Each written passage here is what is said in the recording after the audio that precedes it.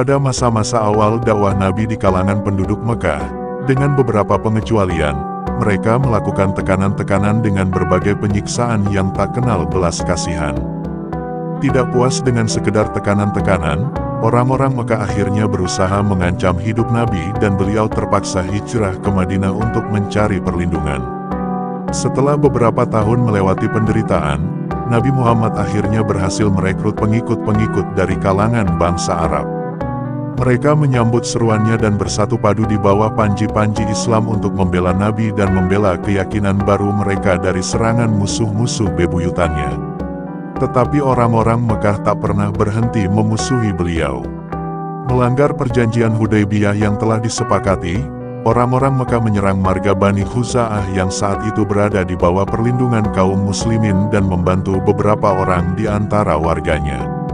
Bani Khuza'ah menuntut keadilan kepada Rasulullah. Seketika itu pula Rasulullah mengirimkan 10.000 tentara untuk menyerang para pelanggar perjanjian dan berhasil masuk ke Mekah tanpa mendapat perlawanan. Akhirnya Nabi Muhammad memasuki kota tempat ia dahulu diusir oleh kaumnya.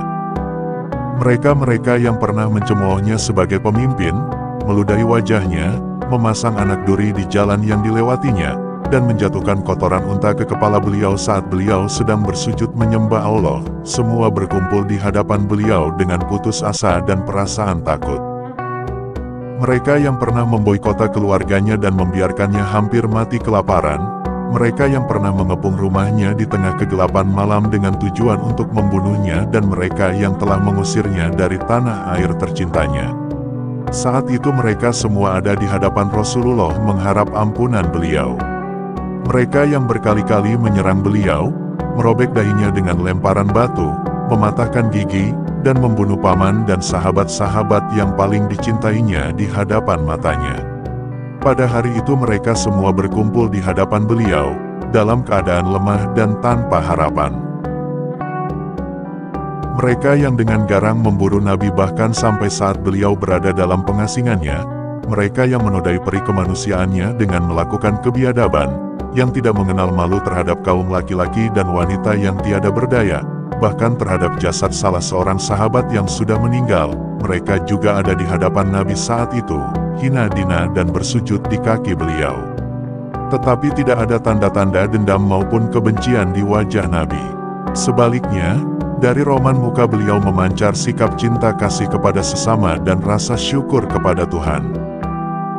Di saat puncak kejayaan beliau, semua penderitaan yang pernah dirasakan beliau lupakan, setiap luka yang pernah dideritanya beliau maafkan, dan bahkan Rasulullah mengumumkan pengampunan massal terhadap warga Mekah.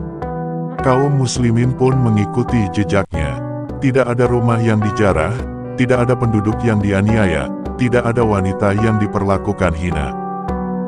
Kemudian Rasulullah berpidato di depan massa dan dengan vibrasi yang kuat beliau mendeklarasikan, beliau berteriak, semua kejayaan dan semua kemenangan adalah milik Allah dan hanya demi Allah semata.